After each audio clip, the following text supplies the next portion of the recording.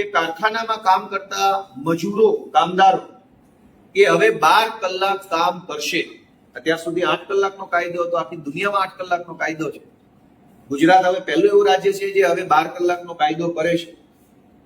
પણ આ કાયદો મેં જ્યારે વિધાનસભામાં પ્રશ્ન મૂક્યો, મારી વાત મૂકી કે સરકારની પાસે કોણે એવી માંગણી મૂકી કે 8 કલાકના બદલે 12 કલાકના કામ કરાવવાનો કાયદો બનાવો? એવું કોણે રજૂઆત કરી? મજૂર મહાજનોએ કરી, મજૂર સંઘોએ રજૂઆત કરી, મજૂરોના યુનિયનોએ રજૂઆત, કોણે રજૂઆત કરી? ગુજરાતમાં કોઈએ રજૂઆત નથી કરી।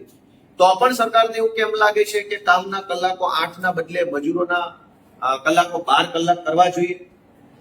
એટલે સરકારના વિધેયકમાં એવું લખ્યું હતું કે રાજ્યનો ઔદ્યોગિક વિકાસ કરવા, રાજ્યમાં મૂડીરોકાણ વધારવા અને રાજ્યનો વિકાસ કરવા માટે થઈને 8 માંથી 12 કલાક કરવામાં આવે છે। આશ્ચર્યનો વિષય કયો કે શરમનો વિષય કયો કે દુર્ભાગ્યનો વિષય એવો છે કે જ્યારે આ બિલ વિધાનસભામાં રજૂ થયું, આ કારખાના સુધારા વિધેયક, એ વખતે ઉદ્યોગ વિભાગના એક પણ અધિકારી ત્યાં અધિકારીની ગેલેરીમાં હાજર નહોતા।